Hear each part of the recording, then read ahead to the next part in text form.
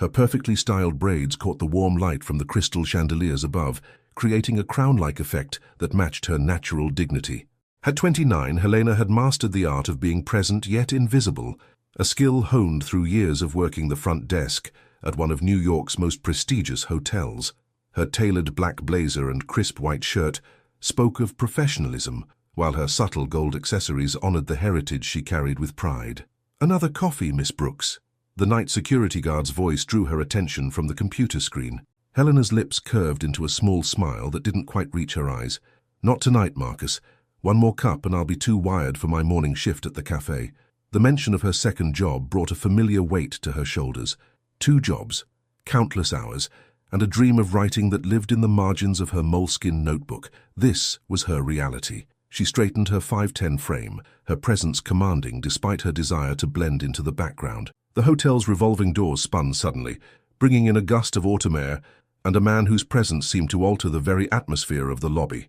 Brian Whitmore moved with the confidence of someone who had never questioned his place in the world. His 6'3" frame was wrapped in a perfectly tailored charcoal suit, and his steel blue eyes carried the weight of empire-building decisions. Helena had seen him check in 3 days ago, the CEO of Whitmore Industries, a name that frequented business magazines and financial news.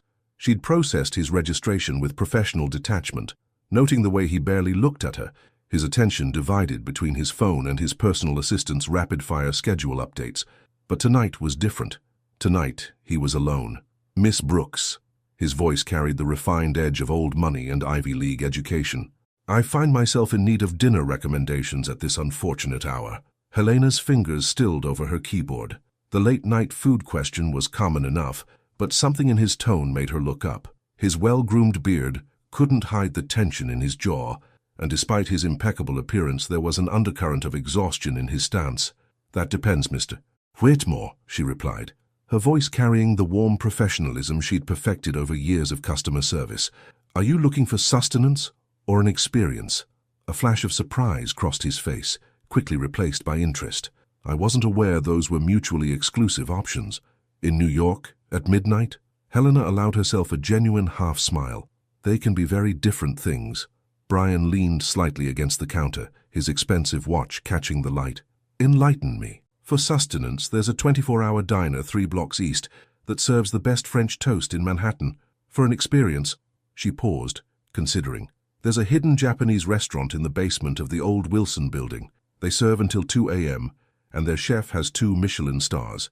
"You seem well-versed in the city's nocturnal offerings," Brian observed, studying her with new interest.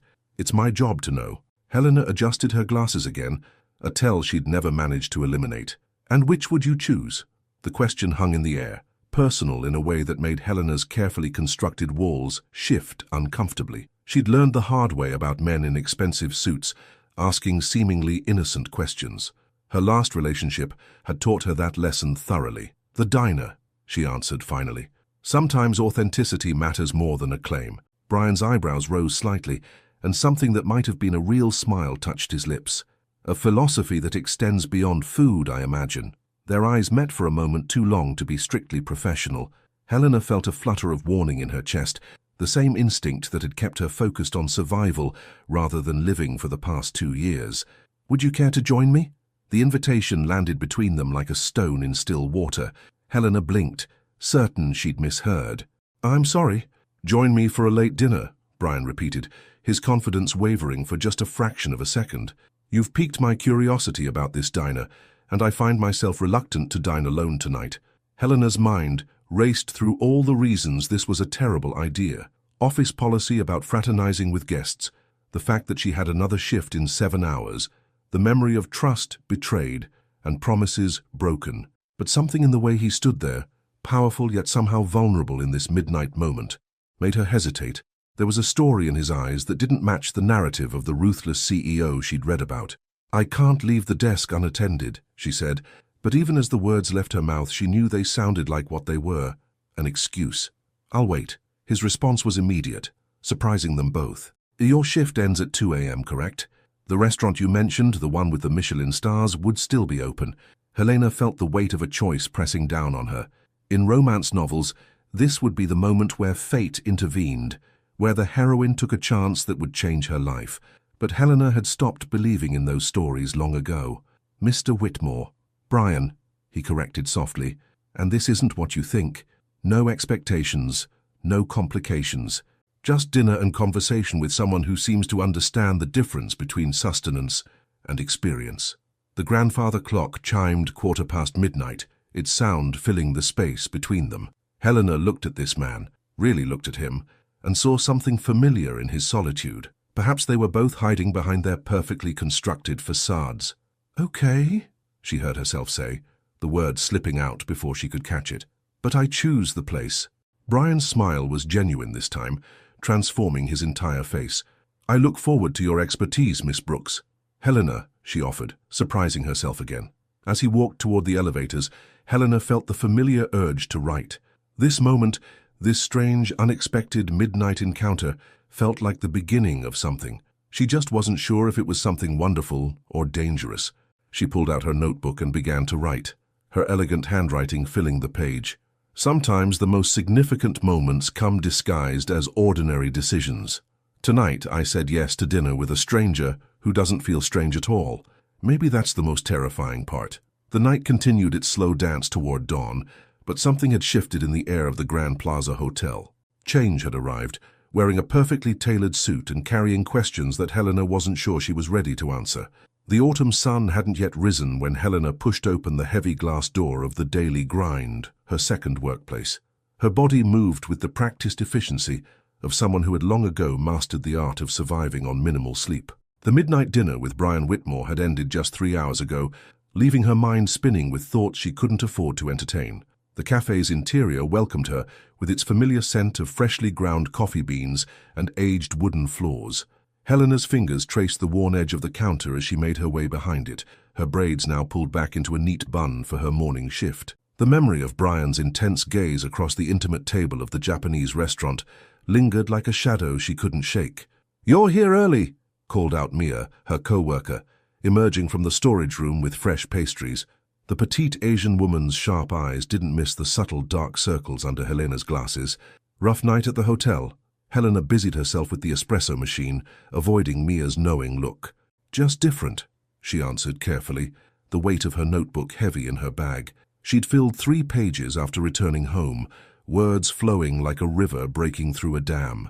The bell above the door chimed, and Helena's heart stuttered before common sense reminded her that Brian Whitmore wouldn't be caught dead in a modest coffee shop at 5:30 a.m. Instead, the usual parade of early morning customers began trickling in, office workers, joggers, and students, all desperate for their caffeine fix.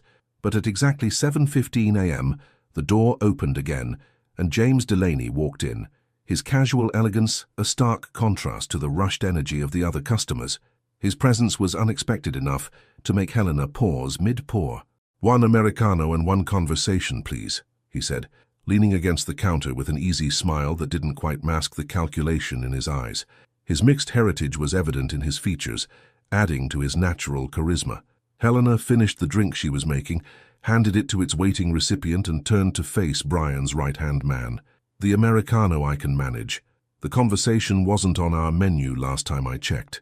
James's laugh was genuine. "I can see why he's intrigued." He adjusted his position, the sleeve of his designer blazer riding up to reveal an expensive watch, different from Brian's but equally tasteful. Brian doesn't usually do spontaneous dinners with hotel employees. "If this is some kind of warning," Helena started, her voice cooling several degrees. "Quite the opposite," James interrupted, his expression turning serious. "I'm here because I've known Brian for 15 years, and last night was the first time I've seen him text me about someone at 3 a.m. Helena's hands stilled on the coffee grinder. "Mr. Delaney, James, please, and before you build those walls any higher, hear me out." He glanced around the nearly empty cafe. "Is there somewhere we can talk? 5 minutes, I promise." Against her better judgment, Helena nodded to Mia and led James to the small alcove near the window, where mismatched armchairs created a cozy reading nook. The morning light was starting to paint Manhattan's streets gold, catching the subtle threads in James's casual blazer. "Brian is—" James paused, choosing his words carefully. "He's not what the business magazines make him out to be. Yes, he's driven. Yes, he's successful. But he's also carrying the weight of expectations that would crush most people." "Why are you telling me this?" Helena asked. though part of her already knew the answer. James leaned forward, his voice dropping. Because in all the years I've known him, I've never seen him look at someone the way he looked at you last night. And based on the security footage I reviewed this morning, it wasn't just at dinner. Helena felt her cheeks warm. You watch the security tapes? It's my job to protect him. From corporate raiders, from bad press, from himself sometimes. James's smile turned wry. But I'm not here to protect him from you. I'm here to tell you that whatever happened last night, it was real. The weight of those words settled around Helena like a heavy cloak. She thought about the way Brian had listened to her talk about her dreams of writing, how his carefully maintained facade had cracked when she mentioned her father's death, how his hand had hovered near hers, but never touched, respecting boundaries she hadn't even voiced. He's the CEO of a Fortune 500 company, Helena said finally. I work 2 jobs just to afford a small apartment in Brooklyn, and yet you both light up when you talk about 19th century literature, James countered. You both carry old souls in a world obsessed with the new. You both wear masks so perfectly that you've almost forgotten their masks at all. Helena adjusted her glasses, a gesture that felt like exposure now. What exactly are you suggesting? Nothing, everything. James stood, straightening his blazer. I'm just the messenger, Helena. But know this? When Brian returns to the hotel tonight, it won't be just because his corporate meetings run late. He turned to leave, then paused. Oh, and Helena, the book you mentioned last night, the one about the lighthouse keeper's daughter, he ordered it at 4 a.m., had it delivered to his office. He's probably reading it right now instead of reviewing quarterly reports. The bell chimed again as James left, leaving Helena alone with thoughts that threatened to overflow the carefully constructed boundaries of her life. She pulled out her notebook, hands trembling slightly as she wrote, Sometimes people enter your life like characters from a story you never knew you were writing. They see through the careful editing, the revised versions of yourself, straight to the first draft, raw, unpolished, but perhaps more true than anything that came after. The morning rush began in earnest, but Helena's mind kept drifting to the way Brian had looked at her across that restaurant table, like he was seeing something precious and rare. It terrified her, how much she wanted him to look at her that way again. Her phone buzzed in her pocket, a text from an unknown number. The lighthouse keeper's daughter made a choice between safety and the storm. I find myself understanding her dilemma better with each page. B. Helena stared at the message until Mia's voice snapped her back to reality. But as she returned to making lattes and taking orders, something had shifted inside her. The walls she'd built so carefully were still standing, but for the first time in years, she wondered if perhaps they were meant to have a door. In his corner office, 40 stories above the city, Brian Whitmore set down a worn copy of The Lighthouse Keeper's Daughter, his steel blue eyes distant with thought. On his desk, next to stacks of contracts and merger proposals, lay a simple business card from the Daily Grind, bearing the cafe's address and operating hours. His fingers traced the embossed letters as he wrestled with decisions that had nothing to do with business and everything to do with the heart. He'd thought he'd locked away years ago. The morning sun climbed higher over New York City, illuminating 2 souls caught in the delicate dance of possibility, each wondering if they dared to risk the safety of solitude for the dangerous promise of connection. And somewhere between them, James Delaney smiled, knowing that sometimes the best business strategy was letting the heart take the lead. 2 weeks had passed since that first midnight dinner, and Helena found herself living in 2 worlds. In one, she maintained her carefully structured routine, morning shifts at the cafe, night shifts at the hotel, stolen moments with her notebook. In the other, she existed in the spaces between heartbeats, in brief encounters with Brian Whitmore that felt increasingly like scenes from a story she hadn't meant to write.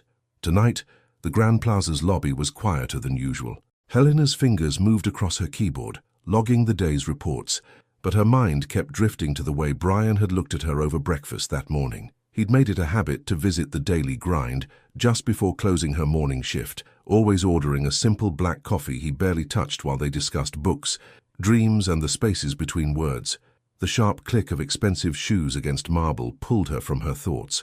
Brian emerged from the elevator, his usual composed demeanor fractured by something she couldn't quite name. His tie was slightly loosened, a detail so out of character it made her breath catch. Helena. Her name on his lips still sent shivers down her spine. Are you free to talk? She glanced at the empty lobby, then at Marcus, the security guard who had become accustomed to their late-night conversations. He nodded, understanding without words. 10 minutes, she said, stepping out from behind the desk. Brian led her to a quiet corner of the lobby, where leather armchairs created an illusion of privacy. The crystal chandeliers cast shadows that danced across his face, highlighting the tension in his jaw. "Something's wrong," Helena observed, perching on the edge of one chair while Brian remained standing, his 6'3" frame radiating nervous energy. "Not wrong," he said, running a hand through his perfectly styled hair. "Complicated." He paused, then added softly, "Everything about you makes things complicated." Helena felt her walls rising. "Mr. Whitmore, don't!" His voice was rough. "Don't go back to formalities. Not now." She fell silent, watching as he paced a tight circle before finally facing her. "The board meeting today was challenging," he began. "Whitmore Industries is facing a hostile takeover attempt. The vultures think I'm vulnerable because I'm single, unattached. They're painting me as unstable, uncommitted." His laugh was bitter. "Apparently, in their world, a man without a wife might as well be a boy without a compass." Helena's heart thumped painfully against her ribs. "I don't understand what this has to do with me." Brian knelt before her chair, close enough that she could see the flecks of grey in his blue eyes. "I need a wife, Helena. Someone intelligent, dignified, real. Someone who understands the weight of appearances but isn't consumed by them." His voice dropped to a whisper. "I need you." The world seemed to tilt on its axis. "What exactly are you saying?" "I'm proposing a marriage of convenience." The words hung in the air between them, heavy with unspoken implications. 1 year, maybe 2, long enough to stabilize the company and shut down the takeover attempts. Helena stood abruptly, needing distance. Her mind raced through all the romance novels she'd devoured as a teenager, all the stories where business arrangements turned to love.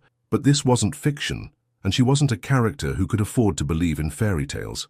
"You're asking me to pretend to be in love with you." Her voice shook slightly. "I'm asking you to be yourself, just beside me." Brian stood too, his height making her look up. "You'd want for nothing. A new apartment, financial security, time to write your book." "Stop." Helena held up a hand. "You don't know what you're offering. You don't know me." "I know you write in that notebook when you think no one's watching," he countered. "I know you adjust your glasses when you're nervous, like you're doing right now. I know you drink chai tea in the morning, but switch to coffee after noon. I know you read the last page of a book first, because you're afraid of unhappy endings." Tears pricked at Helena's eyes. "Those are details, not truths." "Then give me time to learn your truths." Brian stepped closer, his presence overwhelming. "This isn't just about business, Helena. These past 2 weeks, something's happening between us, something real. Something fragile," she corrected. "Something that would shatter under the weight of what you're proposing." The grandfather clock chimed midnight, its sound echoing through the lobby like a warning. Helena wrapped her arms around herself, trying to hold together the pieces of her carefully constructed world. "I need time," she whispered. "Of course." Brian's hand moved as if to touch her face, then dropped. "But time isn't something I have much of. The board meets again in 3 days." Helena nodded, unable to trust her voice. She turned to walk back to her desk, but Brian's words stopped her. "When I was 12, he said softly, "my father told me that Whitmore men don't marry for love. We marry for legacy, for the company, for the future. I've spent 26 years believing that until I met you." She didn't turn around, but her steps faltered. "Even if this starts as business," he continued, "I can't help feeling it could become something else, something true." Helena returned to her desk, her movements mechanical. She pulled out her notebook, needing to capture the chaos in her heart. "They say the most dangerous decisions are the ones that feel like destiny and madness all at once. Tonight, a man offered me a fairy tale wrapped in a business contract, and I'm terrified, not because it feels wrong, but because it feels like something I've been waiting for, without knowing I was waiting." Across the lobby, Brian watched her write, his own heart wrestling with emotions he hadn't planned for. In his pocket, his phone buzzed, probably James wanting an update on the proposal, but for now he stood in silence, watching the woman who had somehow become the intersection of everything he needed and everything he feared. Outside, New York City continued its endless dance of lights and shadows, unaware that in the Grand Plaza Hotel, 2 souls stood on the precipice of a decision that would either break them or make them whole. In her apartment that night, Helena couldn't sleep. She stood at her window, looking out at the Brooklyn Bridge, its lights a string of pearls against the dark water. Her phone showed 3 missed calls from her best friend, but she couldn't talk about this. Not yet. Instead, she opened her messages, finding the thread with Brian's number. Her fingers hovered over the keyboard as dawn approached, writing and deleting the same words over and over. What if we both end up broken? But in the end, she sent something else entirely. Tell me about the lighthouse keeper's daughter again. Did she regret choosing the storm? Across the city, in his penthouse office, Brian smiled at the message. He picked up the book from his desk, found the passage she meant, and typed, "She didn't regret the storm. She regretted all the years she spent fearing it."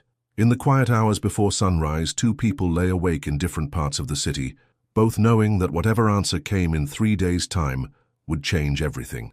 And maybe, just maybe, that was exactly what they both needed. The morning sun filtered through the floor-to-ceiling windows of Brian's office on the 40th floor of Whitmore Tower. Helena sat across from him, her back straight, fingers intertwined in her lap to hide their trembling. The city sprawled below them like a dream, but her focus remained on the document before her, a marriage contract that would rewrite her entire existence. "You're sure about this?" James asked from his position by the window, his usually casual demeanor replaced by genuine concern. He'd been surprised when Helena had texted her answer last night, a simple yes that had set everything in motion. "I am," Helena replied, her voice steadier than she felt. She'd spent the last 3 days examining this decision from every angle, filling pages of her notebook with pros and cons, fears and hopes. In the end, it wasn't logic that decided. It was the way her heart raced every time she thought of walking away. Brian sat behind his massive desk, his presence both commanding and uncertain. He'd loosened his tie slightly, a habit Helena had noticed he only displayed when emotions threatened his carefully maintained control. "The terms are straightforward," he said, his deep voice softer than usual. 2 years of marriage, you'll have access to all Whitmore family resources, a monthly allowance, a new apartment, or house, if you prefer, complete financial independence. Helena nodded, her braids catching the morning light. "And in return, I play the role of devoted wife, attend functions, support your public image." Her glasses needed adjusting, but she forced her hands to stay still. "Be convincing. Be yourself," Brian corrected, their eyes meeting across the expensive wooden desk. "That's all I've ever wanted." James cleared his throat, breaking the moment. "There are additional provisions, privacy clauses, confidentiality agreements, and—" he hesitated, glancing at Brian. "And terms for if real feelings develop," Brian finished, his blue-grey eyes never leaving Helena's face. "If this becomes more than an arrangement," Helena's heart skipped. She thought about their breakfast conversations, the way Brian leaned in when she spoke about her writing, how he remembered every detail she mentioned in passing. Perhaps it was already more than an arrangement, but neither of them was ready to face that truth. "The board meets at 2, James reminded them gently. "If we're doing this, we need signatures now." Helena picked up the gold pen Brian had placed before her, a Mont Blanc that probably cost more than a month's rent at her Brooklyn apartment. The weight of it in her hand made everything feel real. "Wait," Brian said suddenly, standing. "James, give us a moment." James nodded, understanding passing between the old friends before he left the office, closing the heavy door behind him. Brian circled the desk, his tall frame casting a shadow over the contract. "Before you sign, I need you to know something." He knelt beside her chair, a position that should have seemed awkward for a CEO, but somehow felt right. "This isn't just about the company." "Brian," Helena started, but he shook his head. "These past weeks, getting to know you, it's woken something in me I thought I'd buried years ago.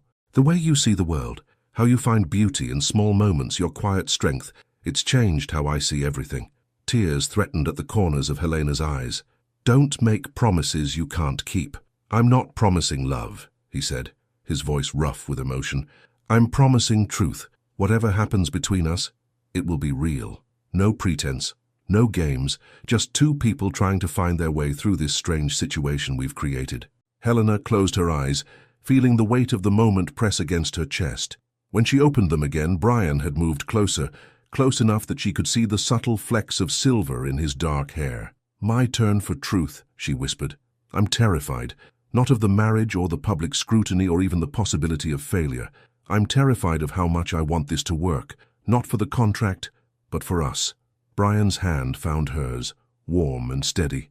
"Then we're both terrified. Maybe that's the best foundation we could ask for.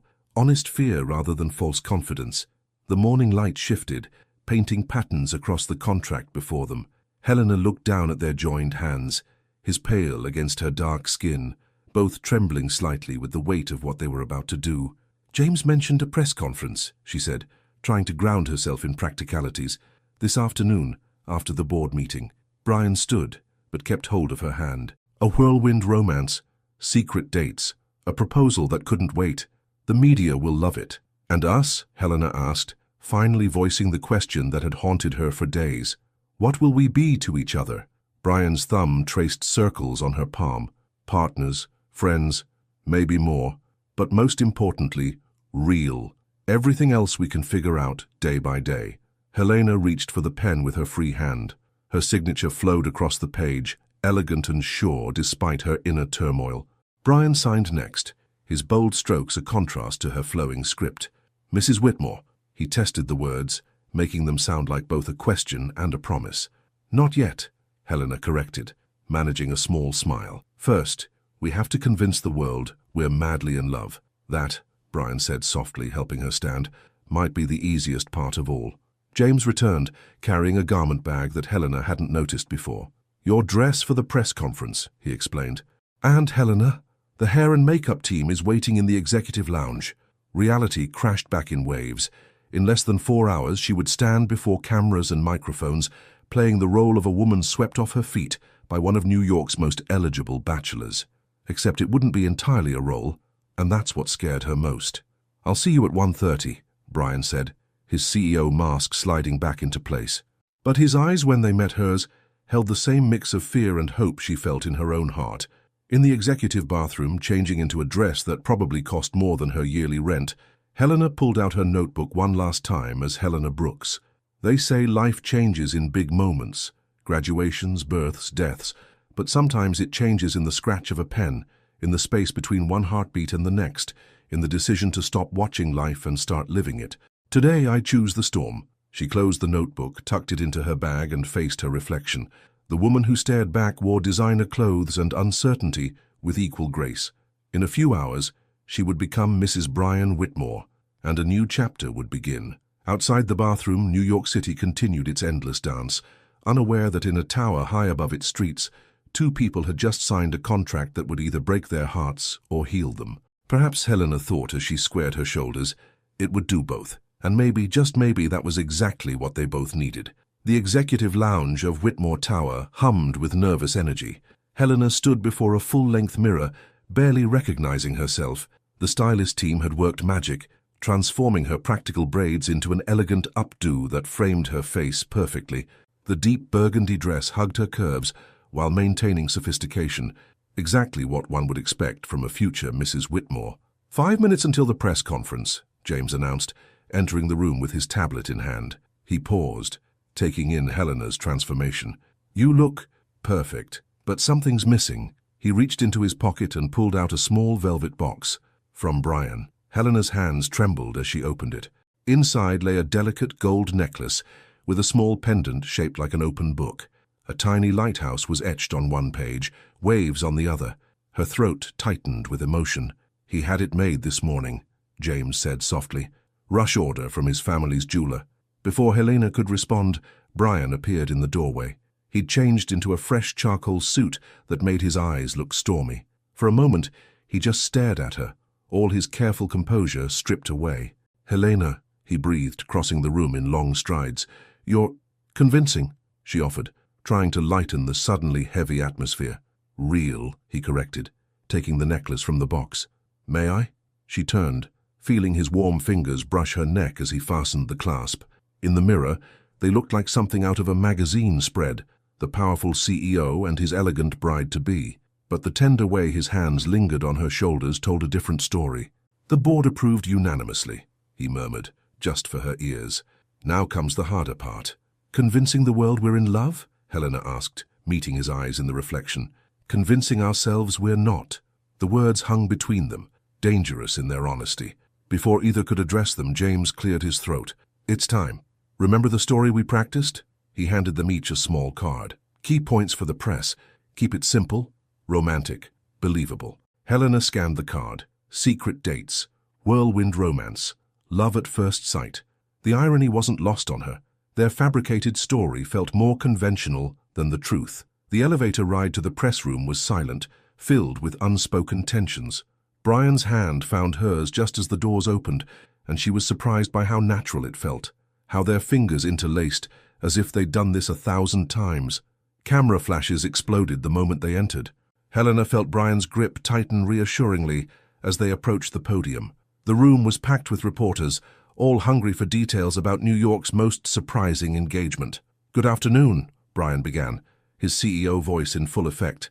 "Thank you all for coming on such short notice. I'm here today to announce my engagement to the remarkable Helena Brooks." More flashes, more murmurs. Helena maintained her smile, channeling every romance novel heroine she'd ever read about. "Mr. Whitmore, how did you meet?" Brian's smile turned genuine as he looked at her. "Sometimes the greatest things in life happen in the most ordinary moments. I was checking into a hotel, distracted by work, when I heard a voice that made me look up, really look up, for the first time in years." Helena felt tears threatening. They'd rehearsed this story, but something in his tone made it feel unexpectedly authentic. "Miss Brooks, what attracted you to Mr. Whitmore?" Taking a deep breath, Helena stepped forward. "His ability to see me," she said simply. "Not my job or my circumstances, but me." It wasn't the practiced answer on their cards, but it was true. Was it really love at first sight? Brian's thumb brushed across her knuckles. "No," he answered, surprising everyone, including James, who stiffened visibly. "It was something better. It was recognition. Looking at Helena was like finding a piece of myself I didn't know was missing." The reporters ate it up, scribbling frantically. Helena's heart raced. This wasn't in the script. "When's the wedding?" "Next month," Brian announced, causing another explosion of questions. "When you find the right person, why wait?" After what felt like hours but was probably only 20 minutes, James called an end to the questions. As they made their way back to the elevator, Helena felt dizzy with the surreal nature of it all. "You went off script," she whispered once they were alone in Brian's office. "I told the truth," he replied, loosening his tie. "Just not all of it." Helena sank into one of the leather chairs, suddenly exhausted. "What happens now?" "Now?" Brian moved to the window, looking out at the city. "Now we move you into the penthouse. Start planning a wedding that will satisfy both the board and the media. Create a life together, even if it's built on carefully chosen truths." "And us?" Helena asked, touching the lighthouse pendant at her throat. "What happens to us?" Brian turned, the setting sun casting shadows across his face. "That's the one thing I can't plan or control, and maybe that's exactly how it should be." James entered with a stack of newspapers, already featuring their engagement announcement online. "The media's calling it the romance of the year. Stock prices are up 12% just from the press conference." He paused, looking between them. "You two were convincing." "We should celebrate," Brian said suddenly. "The three of us. No cameras, no scripts. Just dinner and truth. The truth being that you're both terrible at sticking to a plan," James quipped, but his smile was warm. "I know just the place." Hours later, in a small Italian restaurant in the West Village, Helena watched Brian and James share stories from their college days. The formal masks had slipped away, replaced by genuine laughter and comfortable silences. Under the table, Brian's hand rested on her knee, a touch that felt both intimate and natural. She pulled out her notebook, no longer hiding the action. "Perhaps the greatest deception isn't in what we tell the world, but in what we tell ourselves. Today, I stood before cameras and told a half-truth about falling in love. The deception wasn't in the falling, it was in pretending I hadn't already fallen." Brian glanced over, catching her writing. Instead of looking away, she let him read. His eyes softened, and his hand found hers again, their fingers intertwining on top of the table this time. James watched them with knowing eyes, raising his wine glass in a quiet toast. "To convincing performances," he said, his voice heavy with meaning. "To truth in unexpected places," Brian added, his eyes never leaving Helena's face. "To lighthouses in storms," Helena finished softly, touching her necklace. Outside, New York City sparkled with millions of lights, each one telling its own story of love, deception, and the blurry space between. In a quiet restaurant, three people sat surrounded by the weight of secrets and the lightness of possibility, each knowing that the greatest stories are often the ones we never meant to tell. And somewhere in the night, a clock ticked forward, counting down to a wedding that would either expose their careful lies or transform them into the truest thing they'd ever known. The penthouse at the Metropolitan felt like another world entirely. Helena stood in what was now her closet, a room larger than her old Brooklyn apartment, surrounded by designer clothes she was still afraid to touch. 3 days had passed since she'd moved in, and everything still felt like a dream she might wake from at any moment. The wedding planner will be here in an hour. Brian's voice came from the doorway. He was already dressed for the office, his tie perfectly knotted, but his eyes were soft as he watched her. Are you sure you don't want me to reschedule? Helena shook her head, adjusting her glasses. I can handle it. Besides, you have that merger meeting with the West Coast team. He stepped into the closet, his presence filling the space in a way that made her heart race. You know you don't have to prove anything, right? This is your home now, your life. You get to set the pace. Our life, she corrected gently, reaching up to straighten his already perfect tie. The gesture felt domestic, intimate in a way that made them both pause. I'm fine, Brian. Really. His hand caught hers before she could pull away, thumb brushing over her engagement ring, a stunning vintage piece that had belonged to his grandmother. You haven't been writing, he observed. I haven't seen your notebook since the press conference. Helena's breath caught. She hadn't realized he'd been paying such close attention. I've been processing. Processing what? Everything. This. She gestured around them. How my entire life changed in a week. How natural it feels to wake up and see your coffee cup on the counter. How terrifying that is. Brian's other hand came up to cup her face, the touch so gentle it made her eyes sting. Talk to me, Helena. No cameras, no pretense. Just us. She leaned into his touch despite herself. I keep waiting for the act to feel like an act, for this to feel wrong or forced. But it doesn't, and that scares me more than any contract or press conference.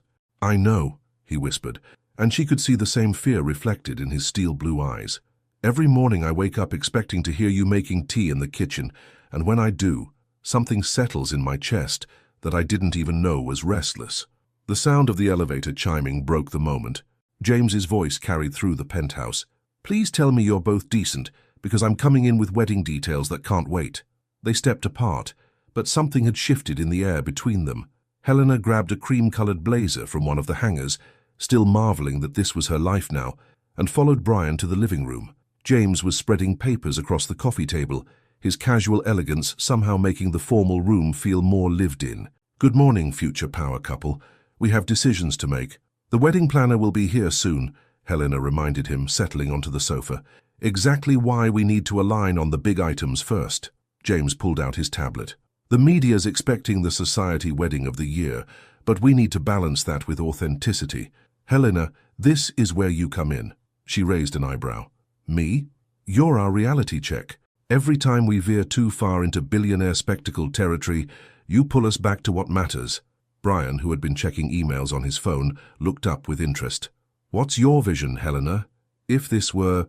He paused, choosing his words carefully. If this were everything you dreamed of, what would it look like? Helena closed her eyes, allowing herself to imagine. Something intimate despite the size. Warm lighting, like sunset through stained glass. Music that feels like heartbeats. Elements of both our worlds, not just yours. She opened her eyes to find both men staring at her. What? Write that down, Brian said to James, his voice rough with emotion. Every word. James was already typing. This is exactly what I meant. The board wants a statement wedding, but if we lead with Helena's vision and just scale it up. The elevator chimed again, the wedding planner arriving with her team. The next 2 hours passed in a whirlwind of fabric swatches, flower arrangements, and venue photos. Helena found herself gradually relaxing as she realized they actually valued her input, even when it contradicted traditional upper-class expectations. The botanical garden is lovely, the wedding planner said, but perhaps too expected for someone of Mr. Whitmore's standing. It's perfect, Brian interrupted, surprising everyone. His eyes met Helena's. It's where we had our first real conversation about books, remember? That morning you had off from both jobs, and we spent hours talking about magical realism under the glass dome. Helena's heart fluttered. They hadn't had that conversation.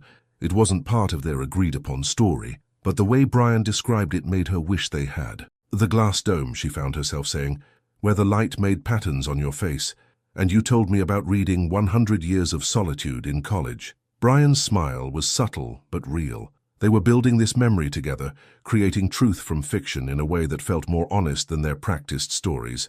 After the planners left, James lingered, watching them with thoughtful eyes. You two are getting better at this, he observed.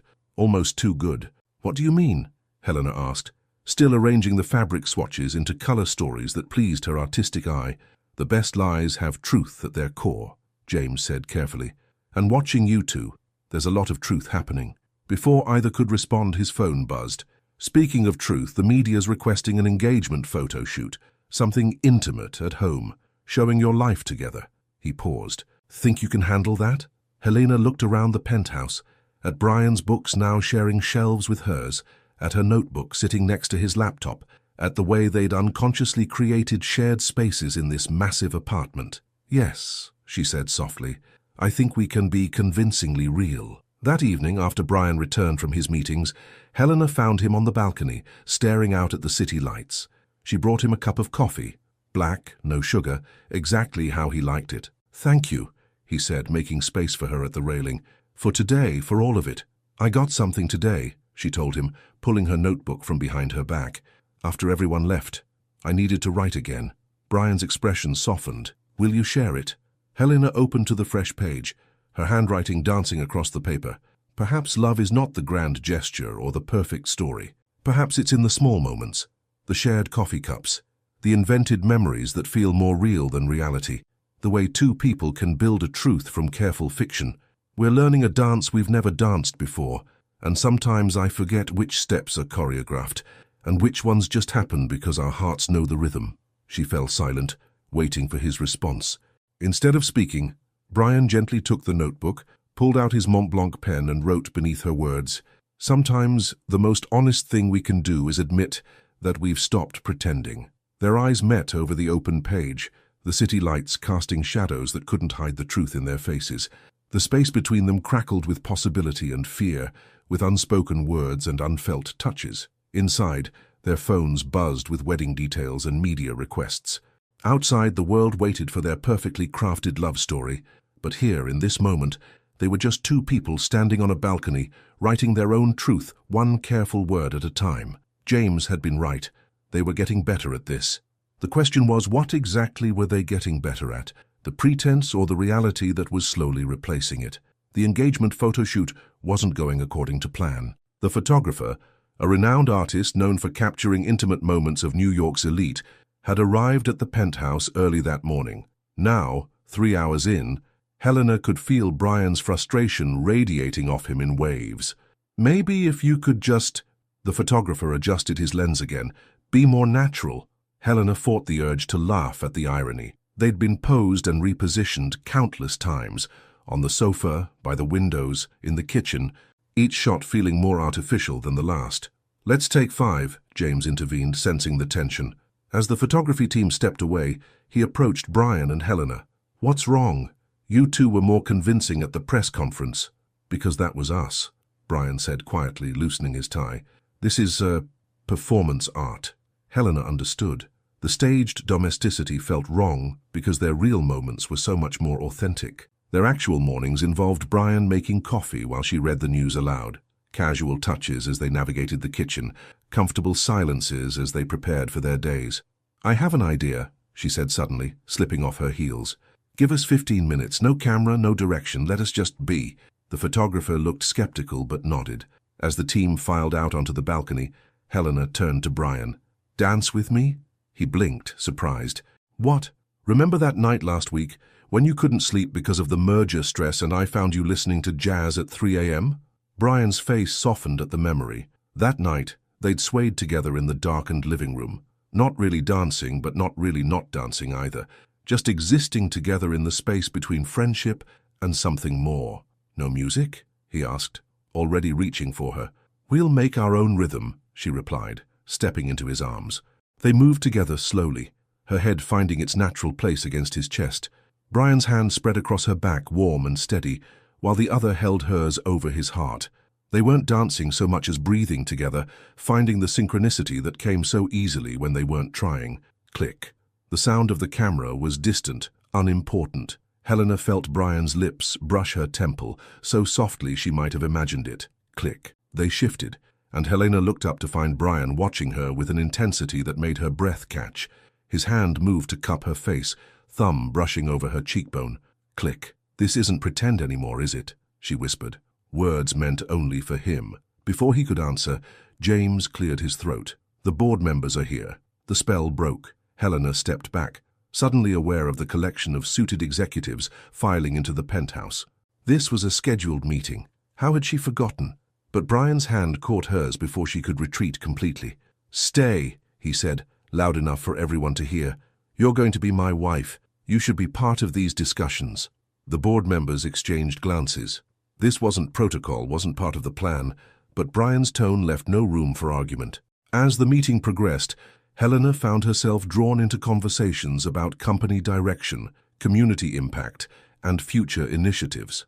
Her background in literature and her experience working multiple jobs gave her a perspective the board hadn't considered. When she suggested incorporating local businesses into their corporate sustainability program, several members actually took notes. "Miss Brooks," one of the older board members said during a break, "you're not at all what we expected." "Neither is she what I expected," Brian added, joining them with coffee cups for both himself and Helena, hers with exactly 1 sugar, just how she liked it. "She's more." The way he said it, with pride and something deeper, made Helena's heart race. This wasn't for show. The board members were in their own discussions across the room. This was just Brian, looking at her like she was something precious and surprising. After the board left, the photographer approached with his laptop. "I think we got it," he said, turning the screen toward them. The photos took Helena's breath away. There they were, caught in unguarded moments, swaying together, looking at each other, existing in their shared space. But it was the last photo that made her fingers tremble against the keyboard. It showed them in profile, Brian's hand on her face, both of them suspended in that moment before words could complicate everything. The late morning light painted them in soft gold, and the look in their eyes. "That's love," James said quietly, looking over their shoulders. "Real or not, that's what love looks like." Later that night, after Brian fell asleep on the sofa reviewing contracts, Helena sat in their darkened kitchen with her notebook. "Today I saw us through someone else's lens, and I couldn't tell where the performance ended and reality began. In every photo, in every touch, there was a truth we haven't dared to name. How do you tell someone that what started as lines in a script has become the most honest thing you've ever felt?" She closed the notebook and walked to the sofa, looking down at Brian's sleeping form. His face was relaxed in sleep, years younger without the weight of empire on his shoulders. She reached for the throw blanket they kept nearby, the one she'd brought from her old apartment, because he'd mentioned being cold during late-night work sessions. As she draped it over him, his hand caught her wrist. "Stay," he murmured, still half asleep. "Just stay." Helena hesitated only a moment before settling beside him. Brian shifted, making space, and she found herself tucked against his side, her head on his chest, his arms secure around her. "We should talk about this," she whispered into the darkness. "Tomorrow," he promised, pulling her closer. "Tonight, just let it be real." Across the city, their engagement photos were already being prepared for release, telling a story of love and connection. But here in the quiet of their home, wrapped in each other's warmth, they were writing a different story, one without cameras or scripts, one where truth and pretense blurred until neither mattered anymore. The wedding was 2 weeks away, and every rehearsal, every planning session, every shared moment brought them closer to a line they'd drawn in sand, watching as the tide of their feelings slowly erased it. James had been right. That's what love looked like. The question was, what were they going to do about it? 1 week before the wedding, Helena found herself alone in the penthouse, surrounded by wedding gifts from New York's elite. Crystal vases, designer table settings, and enough silver to fill a museum, all of it feeling somehow less real than the single book Brian had left on her pillow that morning. A first edition of The Lighthouse Keeper's Daughter, discovered at a small antiquarian bookshop in Boston during his business trip. The inscription inside had made her cry, "For the woman who taught me that some storms are worth sailing into." B. "The final dress fitting is in an hour," James announced, letting himself in with his emergency key. He stopped short at the sight of Helena sitting cross-legged on the floor, still in her pajamas. The book clutched to her chest. "Helena, I can't do this," she whispered, her voice breaking. "I can't pretend anymore." James sat down beside her, his expensive suit wrinkling against the plush carpet. "Who said anything about pretending? You don't understand." Helena removed her glasses, wiping her eyes. "Last night Brian was working late in his study, and I brought him coffee. He looked up at me and smiled, just smiled, and I felt my entire world shift. I wanted to tell him I love him, the real kind of love, the kind that has nothing to do with contracts or companies or convenience. Then tell him. And risk everything?" She shook her head. "This whole arrangement depends on clarity. on knowing what's real and what's for show. If I tell him and he doesn't feel the same, Helena, James's voice was unusually serious. Look at me. He waited until she did. Yesterday, Brian called me at midnight to ask if I thought you'd prefer peonies or garden roses in your bridal bouquet. Not what would look better in photos, not what the press would expect, what would make you happiest. The man who once forgot his own birthday because he was focused on a merger was worried about your flowers. Helena's heart thundered in her chest. That doesn't mean...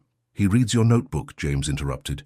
When you leave it out, when you're asleep or in the shower, he reads your words like they're sacred texts, like they hold the answers to questions he's afraid to ask. The revelation hit her like a physical blow. All those moments she'd caught Brian looking away quickly from her open notebook, all the times he'd referenced things she'd only written about. A knock at the door prevented her response. The wedding planner's assistant had arrived with the final schedule for the rehearsal dinner. Miss Brooks, Mr. Whitmore asked us to review these details with you personally. He says you have final approval on everything. Helena accepted the papers with trembling hands. Every page showed careful attention to the things she'd mentioned wanting, even in passing. The signature cocktail was a blend of chai and bourbon, combining their favorite drinks. The music selection included the jazz pieces they'd danced to that night. Even the table settings featured small lighthouses worked into the design. He's been planning all this for weeks, the assistant said proudly. Mr. Whitmore was very specific about incorporating elements that told your story. After the assistant left, James squeezed Helena's shoulder. The dress fitting, he reminded her gently, and tonight's the private rehearsal dinner. Private? Brian's idea. Just you, him and me. A real dinner before tomorrow's formal rehearsal with the board and press. James helped her up. He said something about wanting one last normal moment before the circus begins. The dress fitting passed in a blur of white silk and delicate lace. Helena barely recognized herself in the mirror, not because of the dress but because of the light in her eyes, the glow that came from finally acknowledging what she'd been feeling all along. That evening, she found herself in a private room at the small Italian restaurant where they'd celebrated their engagement. Brian was already there, his tie loosened, looking more nervous than she'd ever seen him. James can't make it, he said as she sat down. Emergency board call. Helena's heart skipped. Oh? He sent a rather cryptic text about letting truth find its own timing. Brian smiled, but his hands fidgeted with his water glass. Helena, I need to tell you something. Me too, she breathed, reaching for her ever-present notebook. But let me show you first. She opened to the latest entry, written during the dress fitting. Love isn't in the grand gestures or public declarations. It's in the coffee cups aligned on the counter each morning, in the way you dog-ear pages of books you think I'll enjoy, in the lighthouse you had etched into my necklace because you understand the power of symbols and storms. It's in every moment I've stopped performing and started living, only to realize that somewhere along the way, my heart forgot this was supposed to be pretend. Brian read in silence, his fingers tracing her words. When he looked up, his eyes held a vulnerability she'd never seen before. Earlier this week, he said quietly, the board offered to approve a different solution to the takeover threat. No marriage required. I turned them down. Helena's world tilted. Why? Because the thought of not waking up to your teacups in the sink, not hearing you hum while you write, not watching you curl up in my office chair with a book when you think I'm too busy to notice. He took a shaky breath. The thought of a life without those things terrified me more than any hostile takeover ever could. Brian, I love you. The words tumbled out, raw and real. Not for the cameras or the contract. I love you for the way you see the world, for how you've made my life technicolor when it was grayscale before. I love you for your strength, your words, your heart. And I understand if this ruins everything. If this isn't what you... Helena stood, walked around the table and pressed her lips to his. The kiss was soft, tentative, nothing like the passionate scenes in her romance novels. But it felt like coming home, like finding the last piece of a puzzle she hadn't known she was solving. When they parted, Brian's hands framed her face. The wedding, he whispered. If you want to cancel... No, Helena smiled through her tears. But I want to change the vows. I want them to be real. They always were, Brian admitted. At least mine were going to be. James found them an hour later, foreheads pressed together, notebooks open between them as they wrote their true vows. He smiled, sent a quick text to the board. Plan succeeded, real love accomplished, and quietly closed the door. In the warm light of the private dining room, two people who had started with a contract found themselves writing a different kind of story. One where love wasn't a performance, but a truth, finally spoken aloud. And somewhere in the city, a lighthouse pendant caught the light, its tiny waves and tower a reminder that sometimes the safest harbor is found in the heart of the storm itself. The morning of the wedding dawned clear and crisp, autumn sunlight streaming through the botanical garden's glass dome. Helena stood in the bridal suite, watching her reflection as the makeup artist made final touches. Her wedding dress caught the light, the intricate lace pattern casting delicate shadows on the floor. "You're something borrowed," James said, entering with a vintage silver hairpin. "It was my grandmother's. She wore it when she eloped with my grandfather, against everyone's expectations." He smiled, carefully placing it among her elegantly styled braids. "She always said some loves are worth defying convention for." Helena touched the pin gently, emotion tightening her throat. "James, thank you not just for this but for everything, for seeing the truth before we did. Speaking of truth," he pulled an envelope from his jacket. "Brian asked me to give you this. No peeking until I leave. I've had enough of watching you two make heart eyes at each other." Once alone, Helena opened the envelope with trembling fingers. Inside was a page torn from Brian's personal journal, something she'd never seen him write in before. "My dearest Helena, by the time you read this, we'll be hours away from saying vows that started as business and became the truest words I'll ever speak. But there's something you should know. That first night at the hotel when I asked you to dinner, it wasn't spontaneous. I'd watched you for weeks before that, watched how you treated every guest with dignity, how you wrote in your notebook during quiet moments, how you adjusted your glasses when you were thinking deeply about something. I'd already fallen in love with you before I ever proposed our arrangement. The contract was just my coward's way of keeping you close, hoping that maybe somehow you might see me as more than the CEO everyone else sees. You once wrote about storms worth sailing into. You are my storm, Helena, the one that swept away all my careful plans and pretenses, the one that showed me what it means to truly live rather than just exist. Meet me under the glass dome. Let's get married for real. All my love, Brian." Helena pressed the letter to her heart, tears threatening to ruin her perfect makeup. She reached for her notebook one last time, as Helena Brooks. Love stories aren't supposed to start with contracts and corporate takeovers. They're supposed to start with chance meetings and instant connections. But maybe that's why ours is better, because we built it slowly, carefully, truth by truth and moment by moment, until what started as ink on paper became the most authentic thing either of us has ever known. A knock at the door announced it was time. The botanical garden had been transformed into something magical. Soft lights twined through exotic plants, creating an ethereal glow. The glass dome above sparkled like diamonds, and scattered throughout were tiny lighthouse replicas, each holding a candle that flickered like distant beacons.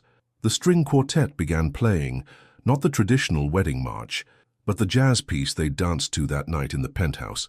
Helena took her first step down the aisle, and the world seemed to hold its breath. Brian stood at the altar, but not in the rigid pose of a CEO. His posture was open, vulnerable, his eyes shining as they found hers. James stood beside him as best man, discreetly passing him a handkerchief. The gathered crowd was a who's who of New York society. Board members, business partners, media personalities, all there to witness what they thought was the culmination of a whirlwind romance. Only 3 people knew the full truth, and that truth shone in every look, every subtle touch, every shared breath. "Friends and family," the officiant began, but Brian raised his hand gently. "If I may," he said, his voice carrying clearly through the space. "Before we proceed, I'd like to share something with everyone here." He pulled a folded paper from his pocket, not the formal vows they'd practiced, but something new. "Helena," he began, his voice thick with emotion, "I came to you with a contract, thinking I could control love like I control business deals. I thought I could write terms and conditions for how my heart would behave. I was wrong. You taught me that real love doesn't follow a blueprint. It builds itself in quiet moments, in shared books and midnight conversations, in the way you leave your teacup on my desk when I'm working late, in how you see the man behind the CEO. Helena's hands trembled around her bouquet. This wasn't what they'd rehearsed. This was raw, real, and completely unscripted. So today, in front of everyone, I'm tearing up every contract. He pulled out their original agreement and ripped it in half, drawing gasps from the board members present. I'm not marrying you because of business or convenience. I'm marrying you because you make me want to be worthy of the way you look at me, because you write your truth in notebooks and somehow wrote yourself into every corner of my heart. Because with you, I'm not Brian Whitmore, CEO. I'm just Brian, the man who loves you more than his next breath. Tears flowed freely down Helena's cheeks as she stepped forward, pulling her own notes from a hidden pocket in her dress. Brian, she began, her voice steady despite her tears. I came into this thinking I could keep my heart safe behind walls of practicality. I thought I could sign a contract and keep my feelings separate, controlled, but love doesn't work like that. Love sneaks in through the spaces between carefully chosen words. It builds homes in the margins of notebooks and the quiet moments before dawn. She touched the lighthouse pendant at her throat. You gave me this necklace to remind me of storms worth sailing into. What you didn't know was that you are my lighthouse, the steady light that helped me find my way back to believing in love. Every cup of coffee you make just the way I like it. Every dog-eared page in books you think I'll love. Every moment you look at me like I'm something precious. They're all chapters in the real story we've been writing together. James stepped forward, presenting the rings, not the flashy diamonds the press expected, but simple bands engraved with tiny waves and lighthouses.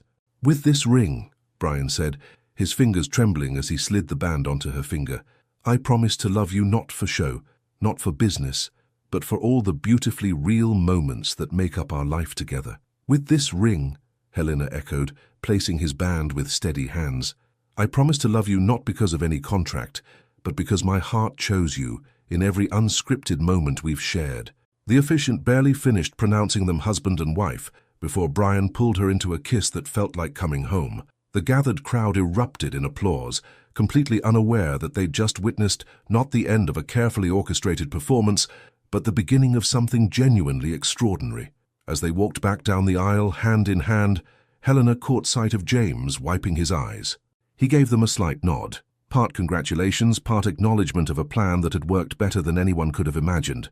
Outside, autumn leaves danced in the breeze, and somewhere in the distance, church bells rang. But Helena and Brian were lost in their own world, where contracts had turned to love stories, and business arrangements had bloomed into something real and wonderful and completely uncontrollable. Their story hadn't started like a fairy tale, but it had become something better, a truth written in shared moments and quiet understandings, in torn-up contracts and heartfelt vows, in the space between what they'd planned and what they'd found instead. 1 year later, Helena sat in what had once been Brian's study, but had gradually transformed into their shared space. Her laptop was open to the final page of her manuscript, not the business proposal she'd once dreamed of writing, but a novel about love, trust, and the courage to be real in a world of carefully crafted appearances. Still editing? Brian's voice came from the doorway. He'd loosened his tie after a long day of meetings, but his eyes were bright as they found hers. Almost done. Helena saved the document and closed her laptop. The publisher wants the final draft by Friday. Brian crossed the room, perching on the edge of her desk, a habit he'd developed over months of late-night conversations. Are you sure about using our story, even with the names changed? Some stories need to be told, Helena said, reaching for his hand. Not for the romance or the drama, but for the truth beneath it all, about how love isn't always what we expect it to be. He brought her hand to his lips, kissing her wedding ring. Speaking of unexpected love, James sent over the final numbers from the merger. And the board was right. Our marriage did stabilize the company. Brian's smile turned wry, just not in the way they thought it would. Your community outreach programs have transformed our corporate image. Turns out authenticity is good for business. Helena stood, wrapping her arms around his waist. Is that CEO speak for my wife was right? That's husband speak for I fall more in love with you every day. He kissed her softly, then pulled back with a sparkle in his eye. Which reminds me, I have something for you. He reached into his jacket pocket and pulled out a small wrapped package. Helena opened it carefully to find a beautiful leather-bound notebook with a lighthouse embossed on the cover. Open it, he urged. Inside, on the first page, was a familiar piece of paper, their original marriage contract torn in half at their wedding. But around the torn edges, Brian had written in his strong handwriting, "Some contracts bind us to terms and conditions, but the greatest contract of all is the one written in heartbeats and morning coffees, in shared dreams and quiet understanding. I love you not because I signed a paper, but because you wrote yourself into every page of my life. Your lighthouse in every storm." Helena felt tears welling up. "Brian, there's more," he said softly. "Turn the page." She did, and found a series of photographs, their first genuine smile captured at the engagement photo shoot, their dance under the glass dome at their wedding. A quiet moment caught by James where they were both reading, Helena's feet in Brian's lap. Their spontaneous trip to the actual lighthouse that had inspired their story, where Brian had held her in the rain and promised that some loves were worth getting wet for. James helped me collect them, Brian explained. One real moment for every fake one we once planned. Helena touched each photo gently, remembering. We've come so far from that first night at the hotel. Speaking of the hotel, Brian's voice held a note of excitement. The board approved my proposal this morning. We're converting the top floor into a writer's retreat, a place where people can come to find their stories, just like you found yours. Helena stared at him, speechless. This had been a dream she'd mentioned once, months ago, during a late-night conversation. You remembered, she whispered. I remember everything about you, he said simply. Every dream, every hope. That's what real love is, isn't it? Paying attention to the small things that make up someone's heart. Helena turned to the blank pages of the new notebook, picked up her pen and began to write. Love isn't in the grand gestures or the perfect moments. It's in the way he remembers how I take my tea, in the dog-eared pages of books we share, in the space he makes for my dreams alongside his. We started with a contract to fool the world, but in the end, the only ones fooled were ourselves, thinking we could control how and when and why we fell in love. Today, marking 1 year since we tore up our carefully written plans, I realize that the greatest love stories aren't the ones we plan. They're the ones that write themselves in the margins of our lives, in the spaces between what we think we want and what our hearts know we need. Brian read over her shoulder, his arms wrapped around her. Does the story have a happy ending? No, Helena smiled, turning in his embrace. It has a real one, which is better. Just then, James burst into the study waving a newspaper. Have you seen the reviews? Helena's advanced chapters are being called a revolution in modern romance and a raw, honest look at love in the age of appearances. Brian beamed with pride. Of course they are, she wrote the truth. Speaking of truth, James grinned, you might want to check your phones. That photo of you two at the lighthouse went viral. Something about CEOs can be romantic and real love in the corporate world. Helena and Brian exchanged amused glances. The photo, taken by James during what was supposed to be a private moment, showed them dancing in the rain. Brian's suit soaked, Helena's hair wild, both of them laughing like teenagers. Should we make a statement? Brian asked, slipping naturally into CEO mode. No, Helena said, touching his cheek. Let them see the truth. That's what we promised, remember? No more performances. He caught her hand, kissing her palm. No more contracts. Just love, she finished. Later that night, as the city lights twinkled beyond their windows, Helena added one final line to her notebook. Some people spend their lives searching for the perfect story, but the best stories are the ones that break our carefully constructed plots, that come in through the side doors of our hearts when we're busy making other plans. Brian and I started with a contract, but we'll end with something better. A love story written not in ink but in countless real moments, each one more authentic than the last. And maybe that's the greatest truth of all, that love doesn't need contracts or conditions. It just needs two hearts brave enough to tear up the script and write their own story. James found them asleep on the study's couch, Helena's notebook open on her lap, Brian's arm protectively around her. He quietly took a photo, one more real moment for their collection, and slipped out, smiling. On Helena's laptop, her novel waited to be sent to the publisher. Its working title glowed softly on the screen. The Lighthouse Keeper's Truth, a love story without contracts. Outside, the city continued its eternal dance of lights and shadows, but in their shared space, Brian and Helena had found something better than the perfect plan or the ideal arrangement. They'd found their truth, written not in contracts or conditions, but in the indelible ink of real, unscripted love. And that was worth more than all the carefully written plans in the world. 5 years later, the Daily Grind Cafe looked different now. Transformed from a modest coffee shop into a cozy literary haven, bookshelves lined the exposed brick walls, and comfortable reading nooks invited visitors to stay a while. Behind the original counter, a familiar face smiled as she prepared a chai latte. "Still remember how to make these?" Helena asked, handing the cup to her husband. Brian took it with a smile, his steel blue eyes twinkling with the same warmth they'd held 5 years ago. "Some things you never forget," he replied, watching as she wiped her hands on the apron she insisted on wearing during their monthly ownership shifts, their tradition of working together at the cafe they now owned, but kept under its original name. The cafe had become more than just a business venture. It was their bridge between worlds, where CEOs and baristas could sit side by side, sharing stories and dreams. The writing workshop they hosted every Wednesday evening had launched 3 published authors, and the wall behind the counter proudly displayed Helena's 3 best-selling novels alongside photographs of their journey.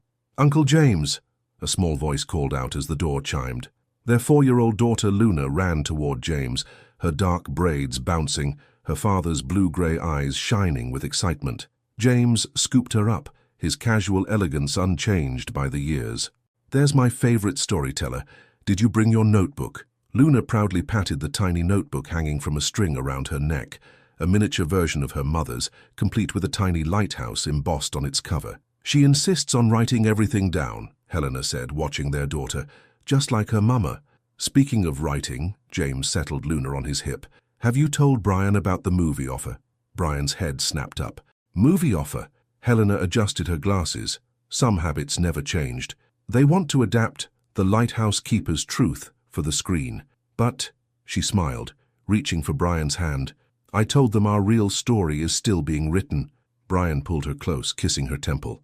"Best plot twist ever." "Ew," Luna giggled, covering her eyes. "Daddy's being mushy again." James carried Luna to her favorite corner, where a child-sized desk held her growing collection of stories. At 4, she was already weaving tales about brave princesses who ran companies and lighthouse keepers who found love in unexpected places. Helena watched them go, then turned to her husband. "Do you ever regret it, buying this place instead of expanding the corporate headquarters?" "Never," Brian said firmly. "This cafe was where you dreamed of writing, where I fell in love with you over morning coffee and borrowed books. Some investments are worth more than money." He reached into his suit jacket and pulled out a familiar worn notebook, Helena's original one from their early days. "I found this while we were organizing the study." Helena opened it carefully, finding the entry from their first night at the hotel. Her fingers traced the words, "Sometimes the most significant moments come disguised as ordinary decisions." "We've come full circle," she murmured. "Not quite," Brian smiled, turning to the last page. There in his handwriting was a new entry. "5 years ago I thought I was writing a business agreement. Instead, I was starting the first chapter of the greatest love story I've ever known. Here's to all the chapters yet to come, my love. All of them real, none of them planned, and every single one better than any contract could have promised." Helena felt tears welling up, happy tears, the kind that came from having more joy than your heart could hold. "I love you," she whispered, the words as true now as they were the first time she'd said them. "I love you too," Brian replied, then grinned. "It's in the contract." "What contract?" James called from Luna's corner. "You tore that up, remember?" "The only contract that matters," Helena laughed, touching her heart. "The one written here." Luna ran back to them, her tiny notebook open. "Mama, help me tell the story about the princess and the businessman." Brian lifted their daughter onto the counter, and Helena felt her heart swell as she watched them together, her brilliant CEO husband, who now read bedtime stories with different voices for each character, and their beautiful daughter, who had inherited both her mother's creativity and her father's strategic mind. "Once upon a time," Helena began, winking at Brian, "there was a woman who worked 2 jobs and wrote stories in secret, and a man who thought he could control love with a piece of paper," Brian continued, pulling them both close. "But instead," Luna added, reading carefully from her notebook, "they found out that the best stories write themselves." James snapped a photo of the moment, another one for their collection. In it, they were laughing, Luna perched between them, their faces glowing with the kind of happiness that couldn't be scripted or planned. Outside, New York City continued its eternal rhythm, but inside the daily grind, a family had found their own perfect cadence. Their story had begun with a contract, evolved through carefully crafted appearances, and blossomed into something beautifully, wonderfully real. And in the end, that was the greatest love story of all. Not the one they'd planned to write, but the one that had written itself in their hearts, one unscripted moment at a time. The end. Based on this emotional story of Helena and Brian, here is an impactful question. If you were in Helena's shoes, would you have the courage to sign a marriage contract with a complete stranger, even knowing that it could completely change your life? In a world where appearances and social status are so important, would you risk everything for a chance, however small, to find true love through a business deal? Your participation in the channel is very important. Please leave your opinion in the comments. Thank you so much for watching until the end. If you enjoyed this story, don't forget to subscribe to the channel, leave a like and comment your thoughts. Your participation is very important to us. See you next time.